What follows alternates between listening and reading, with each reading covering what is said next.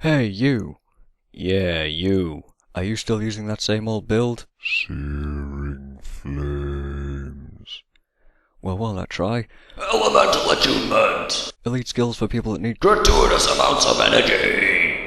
What's that? You want damage? Well, how about Double dragon. made with dragons? Real dragons. Guild Wars. Oh. You'll be good at it. It's a build video for men.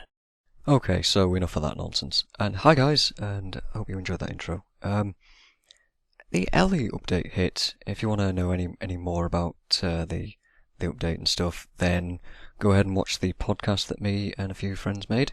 I will link to that at some point, and I will also link to the actual Guild Wars, the official developer commentary, as well in the description, so go there. Anyway, some builds, some new builds. They're not particularly interesting. Mainly I'm going for just making some ideas. Like, hey, here's some interesting elites and whatever that you can play around with. And the idea is that these builds are okay, but you guys are going to have to improve on them yourselves, because, let's be honest, I'm not the greatest build creator in all the world. That's why I don't spend much time on the wiki, or the PVX wiki. Anyways, this is Double Dragon. I'll explain this when I use it. It'll be very interesting, and I'm going to go and over aggro like a complete boss, and it'll be awesome. So you see all these groups of bison that are running around? Yeah, we're going to prepare for this with enchantment, and then we're going to aggro this group, we're going to aggro this group, and then we're going to cast Double Dragon on Jorah, and it will cause this nonsense to happen. And all this damage will happen. And yeah, it's pretty ridiculous. Double Dragon has been improved, so it does a lot of damage, it does a lot of AoE, you cast it on a teammate and then you both get this ring of fire around you. Really good fun. It's a decent build, it's just damage though, so if you're looking for something with a bit more interest, a bit more kick, anything more, then hopefully I'll be able to show you in the next couple of builds. So we'll do that just now. Make a cut here. Alright, so for this next build we're in hard mode again, exactly the same place. This time we're going to be using elemental attunement and some other stuff. This whole idea of this build is to take advantage of AoE damage and earthen shackles, which will slow people down if they're burning, to keep them in AoE for as long as possible. And the same thing again, we're just going to over aggro like a boss and start AoEing down. And then we'll see some damage going on. You can interchange this. I realise that some guys are dying now. That's not much good. You can interchange this elite with, I forget the name of it, Master of Magic. You can do that if you want. That's good too.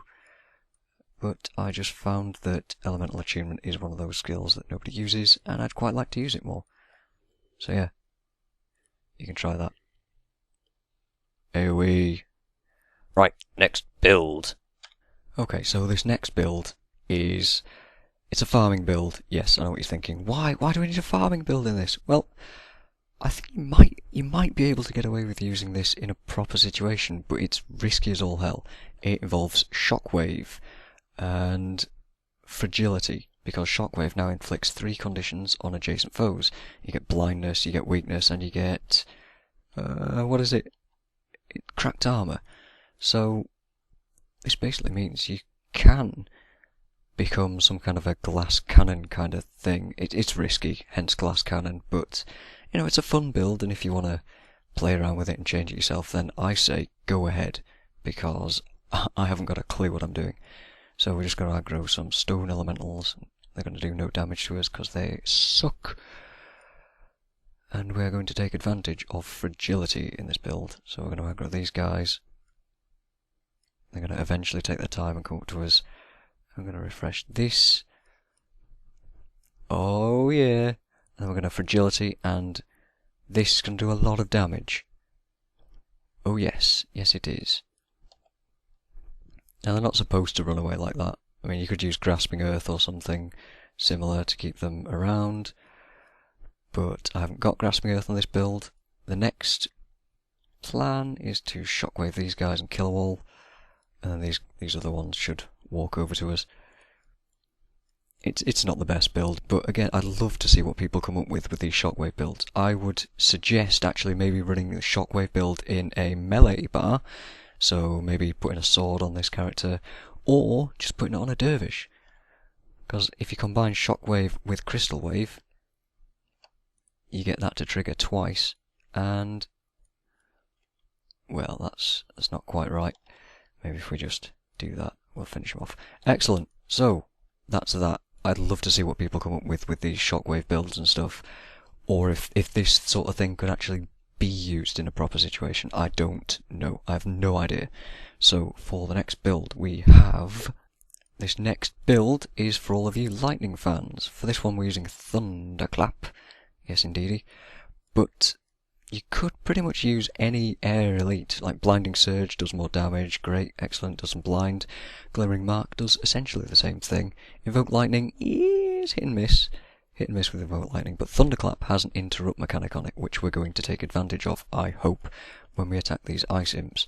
So, the whole idea of this build is to add some control and hopefully not die instantly. And then we get interrupted, great, I'm not showing this off very well, am I? If I could move... I would love to move and interrupt this Ice Imp, which we didn't do, unfortunately. Oh well. The build is solid. Hopefully we might get to interrupt something. No, we're never going to interrupt anything. But, yeah, this one's just for damage, and hopefully you might get some random interrupts with your Thunderclap if you're lucky. Unfortunately, I've screwed up royally and not managed to interrupt anything, but it's an AoE cry of frustration type thing which you might be able to use. Moving on to the next build, please. So, for whatever number build this is, again, I'm just throwing these out there, these ideas just coming at you live, something like that.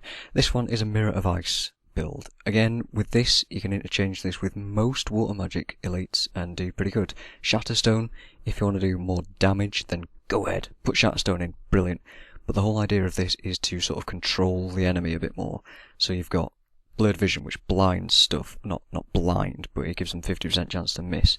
You've got Ice Spikes, which slows stuff down. You've got Mirror of Ice, which slows stuff down. You've got Rust, which slows down Signets, which is not that important, but you can do it. Mirror of Ice, interesting thing about this one is that you cast it on allies. And while I'm talking about ally casting skills, I also should mention that heroes, right now, at the time of this update, have no idea what they're doing. Literally no idea. They cannot cast on these ally skills because they don't understand that they should work like this. But yeah, we're just gonna aggro this Phantom. Come on guys, attack the Phantom, I don't want to get ripped. Yeah, so we find Jorah and we do that. And that happens and it doesn't work. Brilliant. Oh, I'm really showing these off well, aren't I? The whole idea is that I wait for this to recharge, and then we're going to attack those guys over there that are running away from us. Come back! Come back, I say. Oh no, this Phantom's going to ruin everything. I might cut this out, but I might not. Bum bum bum! Right, let's run after some enemies. Maybe even over aggro like a boss. Here we go. Some Hydras. So we're going to slow these guys down, and we're going to cast this on Jorah. And it recharges faster because it was cast on a guy that already had a Hex on him. And we find Jorah again, and we cast it, and then we cast this. Everything's going to pot. But you get the idea, right? It's pretty much a damagey build with some controlling elements in there, with its slowing down hexes and all that sort of stuff. Great, wonderful. So we're going to move on to the next build, which I completely forget what it is. So it turns out the next build is actually a Mistform build, which is one of the skills that I was actually really excited about testing out. And this skill basically functions as a bit of an AoE heal.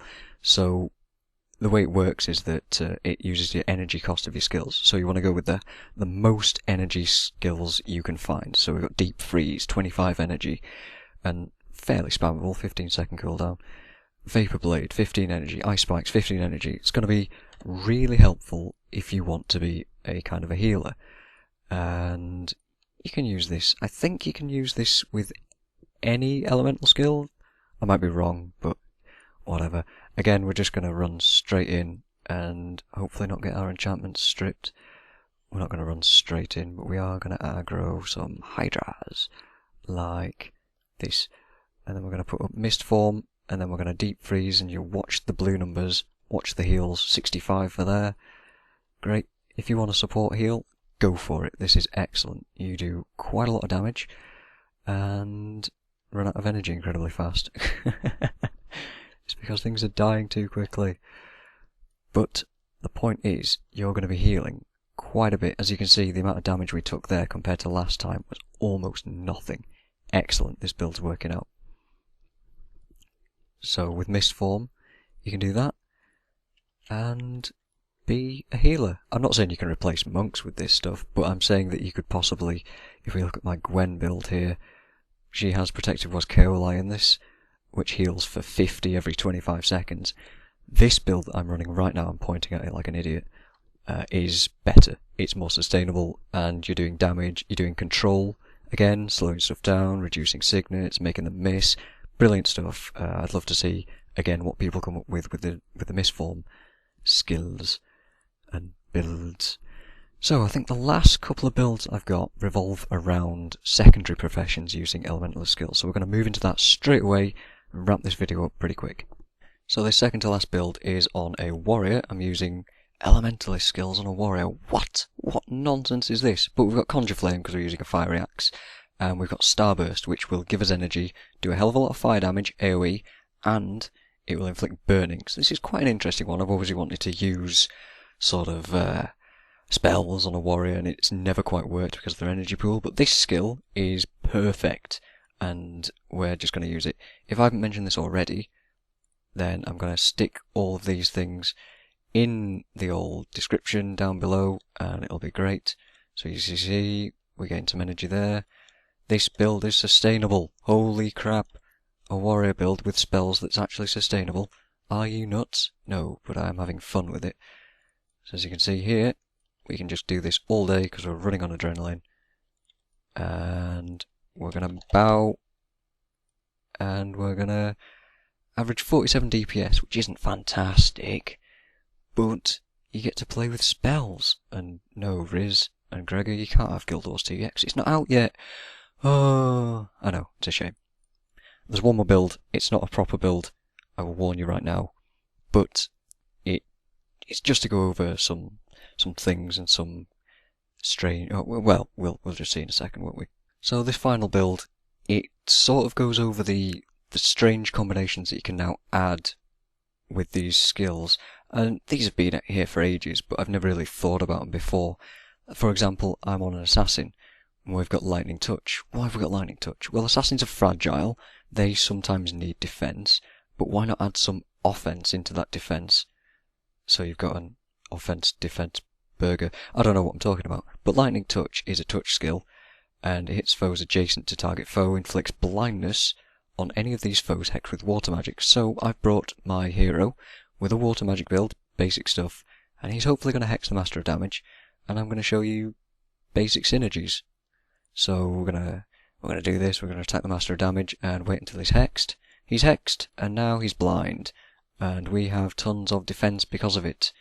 That's wonderful, and it's a fairly sustainable build. I could actually even change out the lead attack there because it hasn't got a very good recharge. I'd probably have Jagged Strike in there instead.